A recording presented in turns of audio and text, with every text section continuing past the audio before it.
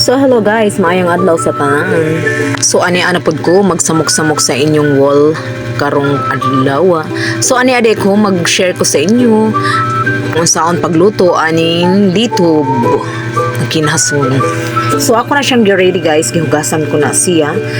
3 times na pagkahugas para malimpyo po ang iyang kaluluwa. Ay, kaluluwa yan. Gasa na siya nako guys, kay open na siya daan, nakaabli na siya daan sa iyang shells pagpalit na mo. So, wata kay bao kung giunsa na pag-open or pag-shoot sa plastic, di ba? So, kana ready na guys.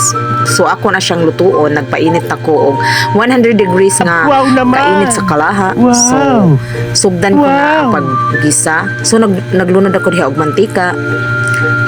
99% init na jud ang mantika. Para dayon nagsugdan guys.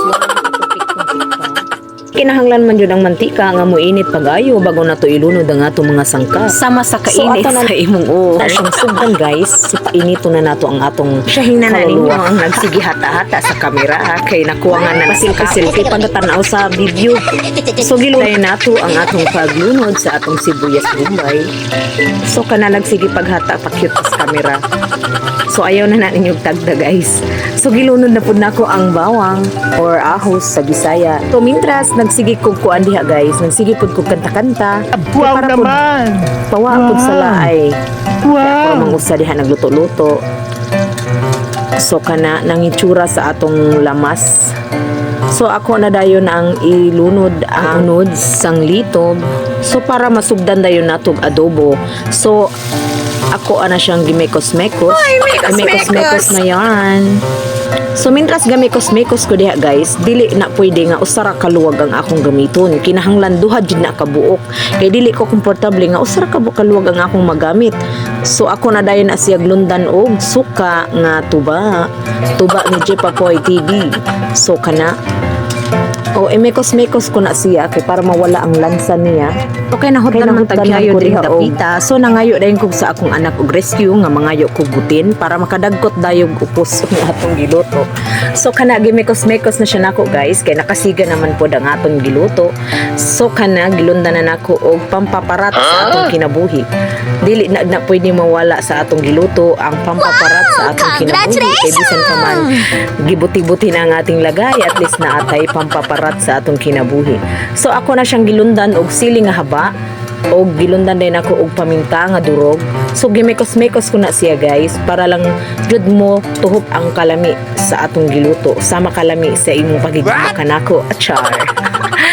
So ako na siyang gibutangan og magic seasoning nga para mudagdag pod pag-ayo ang kalami sama nimo nga nagigugma kanako. Ay, char. So kana guys, gimekos-mekos ko na siya og ako asad gilundan og 7 ka demonyong balaang ata sa demonyo. So kana para mapuno gid ang kalami sa ako ang giluto. Kung matilawan nimo guys, mutirik gid ang imong mata sa kalami. Makalimot ka sa imong kung kinsa to So pasensya na ninyo guys kay oras sa santing paniud to wala pa na siya kakaon kay napas mo lagi itsura sa atong giluto guys na wala pa gani ma 15 minutes kana na ang ihang itsura. So nagpaabot ra kong mahubsan na siyang tubig kay para ready to eat na siya. So ako ra na siya takpan.